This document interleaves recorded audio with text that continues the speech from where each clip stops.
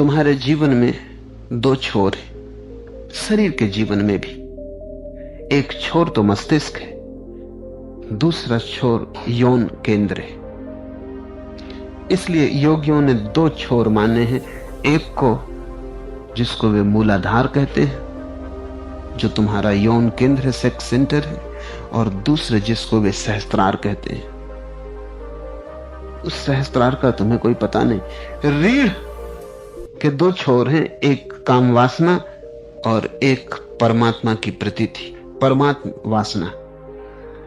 एक तरफ काम, दूसरी तरफ राम, और इन दोनों के बीच जो प्रवाह धार है ऊर्जा की, एनर्जी की, उसका नाम सुषुम्ना है। रीढ़ उसकी बाहरी खोल है। जैसे बीज के भीतर वृक्ष छिपा है, बीज बाहरी खोल है, ठीक ऐसे ही जिसको हम रीढ़ कहते हैं, इस रीढ़ के भीतर योगियों की सुषुम्ना छिपी है।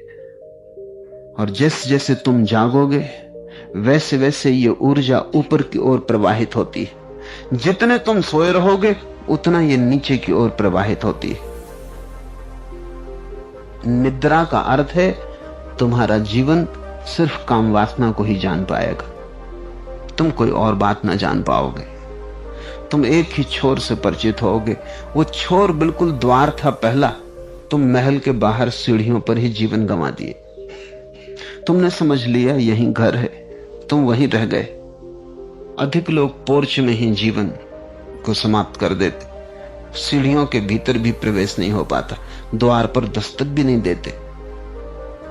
जैसे जैसे तुम जागोगे, अब जागने के लिए फिर दो उपाय हो सकते हैं। एक उपाय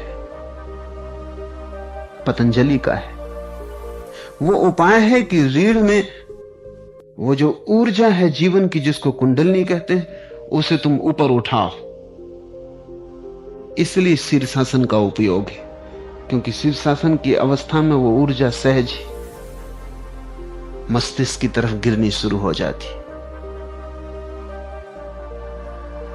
आसन इसलिए उपयोगी है कि उन सब के माध्यम से उस पर चेतना पर दबाव डाला जाता है ताकि ऊर्जा ऊपर की तरफ उठने लगे। इसलिए ब्रह्मचर्य का मूल्य है, क्योंकि अगर ऊर्जा नीचे की तरफ बहती रहे तो ऊपर की तरफ जाने को बचेगी नहीं।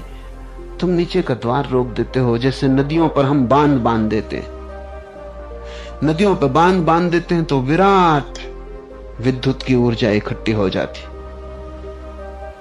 ऐसे ही बांध को बांधने का उपाय है ब्रह्मचर्य। एक तरफ से हमने द्वार बंद कर दिया तो ऊर्जा इकट्ठी होती। जब ऊर्जा ज्यादा इकट्ठी हो जाती तो उसे मार्ग चाहिए।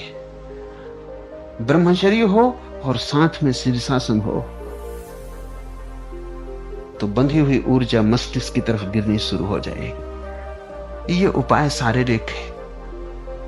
पतंजलि और हठ योग इस शारीरिक उपाय से तुम्हें जगाएंगे।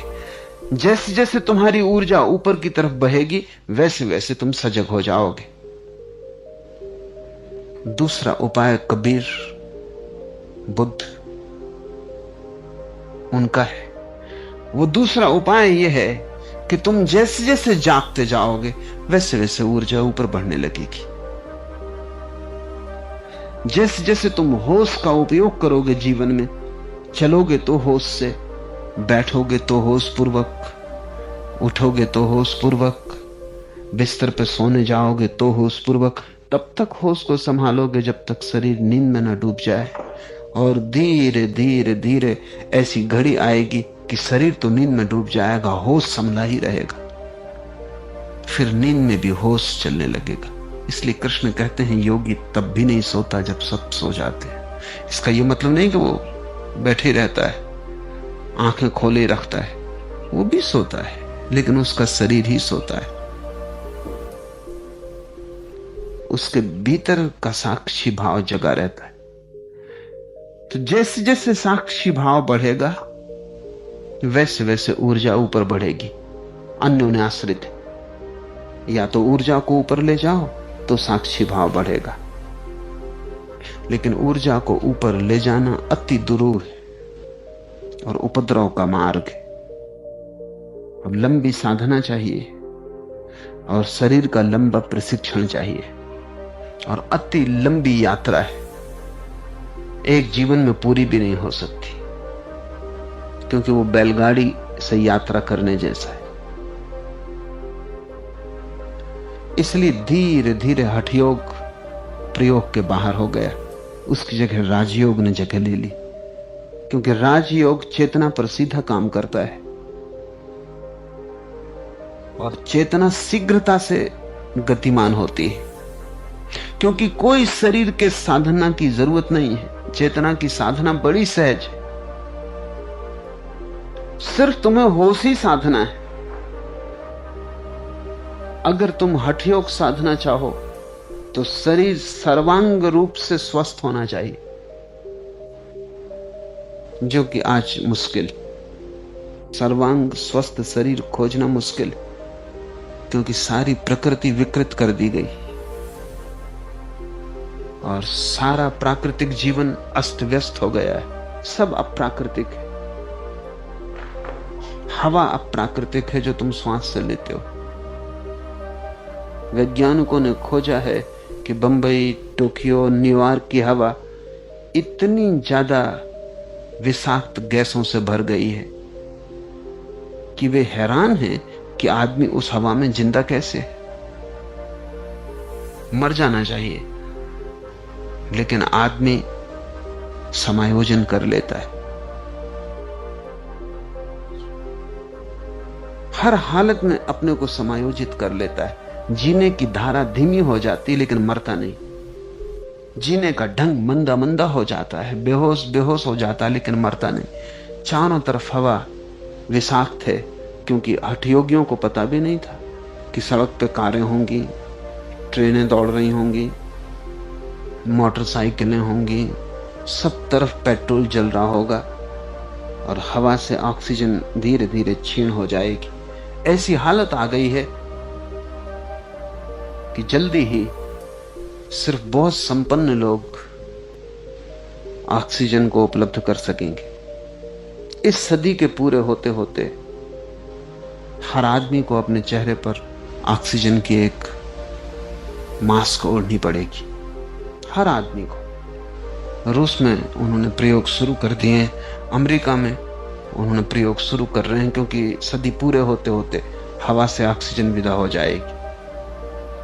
तो अपना अपना ऑक्सीजन का डब्बा साथ, लेकिन ये सिर्फ बहुत संपन्न लोग ही इसको उपयोग कर सकेंगे। गरीब आदमी को तो मुश्किल होगी। जैसे गरीब आदमी को नल के पास क्यों लगा के खड़ा होना पड़ता है, पानी मुश्किल हो गया, ऐसी उसे आज नहीं कल हवा के लिए भी क्यों लगा के खड़ा होना पड़ेगा, जहां वो 2-4 गहरी सांस ऑक्सीजन की ले ले, ताकि 24 घंटे किसी तरह चल सके। भोजन विषाक्त है, सब अप्राकृतिक है, क्योंकि जो खनिज तत्व प्रकृति में चाहिए वो सब खो गए। आदमी ने उनका उपयोग कर लिया और उनको वापस नहीं डाला। अब जो भी हम फर्टिलाइजर्स डाल रहे हैं वो सब नकली और कृत्रिम और आदमी के बनाए हुए, वो सब भोजन को विषाक्त कर रहे हैं। चारों तरफ अणु के प्रयोग चल रहे हैं सारी दुनिया में, वो सारी हवा को विषाक्त कर रहे हैं। सब जगह रेडियो धर्मी तत्व हर चीज में प्रविष्ट हो गए। कोई भी चीज अब शुद्ध नहीं हो नहीं सकती। ऐसी हालत में हठयोग का तो कोई उपाय नहीं रहा। हठयोग बड़ी प्राकृतिक दुनिया की बात थी, जब सब प्राकृतिक था। उस प्राकृतिक दुनिया में भी हठयोगी को कई जन्म लग जाते थे। वो लंबी यात्रा है, क्योंकि स्थूल से जो चलेगा वो बैलगाड़ी से चल रहा है। सूक्ष्म का जो उपयोग करेगा उसने ज्यादा त्वरित वाहन खोज लिए। समस्त ध्यान की प्रक्रियाएं मन के पार उठने के उपाय। मन का अर्थ है विचलित चेतना और ध्यान का अर्थ है अविचलित चेतना। ध्यान का अर्थ है मन की मृत्यु। इसलिए जैन फकीरों ने ध्यान के लिए नाम दिया है नो माइंड।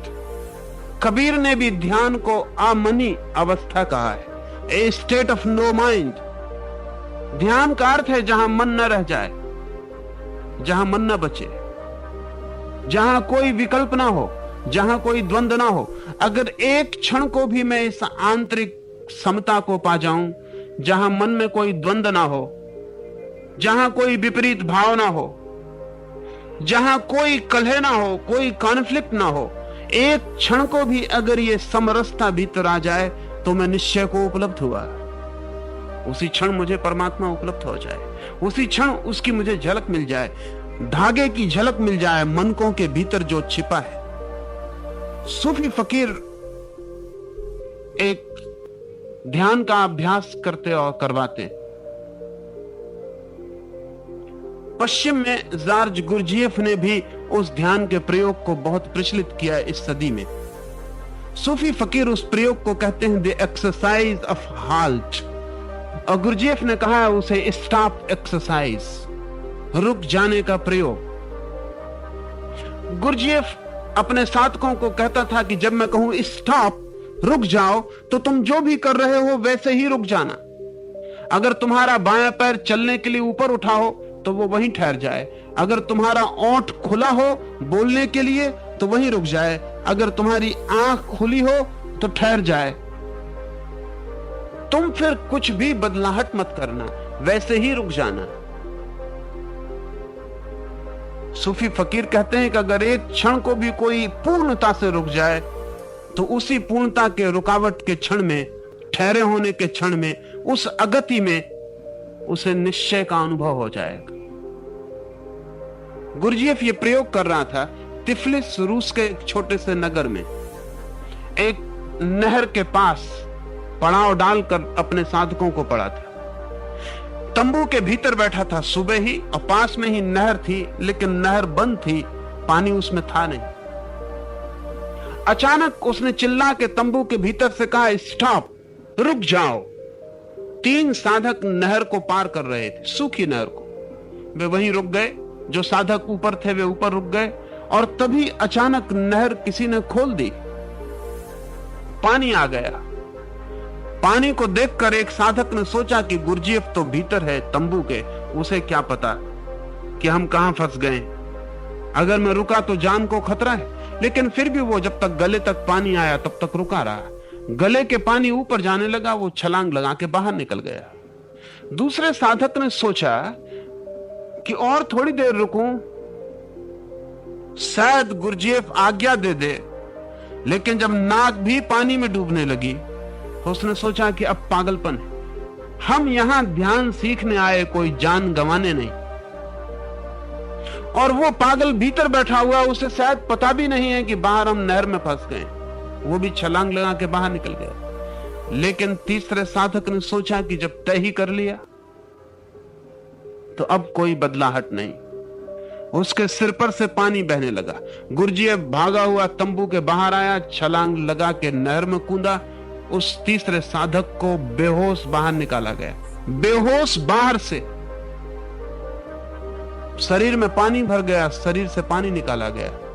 लेकिन जैसे ही उसका शरीर होश में आया, उस व्यक्ति ने गुरजिएफ के चरणों में सिर रख दिया और उसने कहा कि अब मुझे सीखने को कुछ भी नहीं बचा, मैंने जान लिया। गुरजिएफ ने कहा कि इन सब शेष को भी कह दो कि तुमने क्या जाना।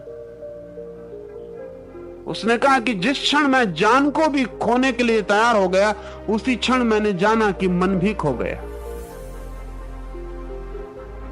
जब तक मेरे मन में जरा सा भी द्वंद्व था कि निकल जाऊं या रुकूं, तब तक मन था, तब तक भीतर कोई चीज चल रही थी, गति थी, विचार थे, हलन चलन था। लेकिन जैसे ही मैंने तय किया कि ठीक है, जान बचे या जाए लेकिन हटना नहीं है, वैसे ही सारे विचार खो गए। पानी तो मेरे भीतर भर गया, लेकिन मैं पहली दफे भीतर विचारों से खाली हो गया। बाहर से तो मेरे प्राण संकट में पड़ गए, लेकिन पहली दफे मैंने भीतर उसके दर्शन कर लिए जिस पर कभी कोई संकट नहीं पड़ सकता है। मैं मर भी जाता तो अब कोई हर्ज ना था, क्योंकि मैंने उसकी झलक पाली जो कभी नहीं मरता। निश्चय का अर्थ है ऐसी अवस्था जहां मन का कोई कंपन ना हो।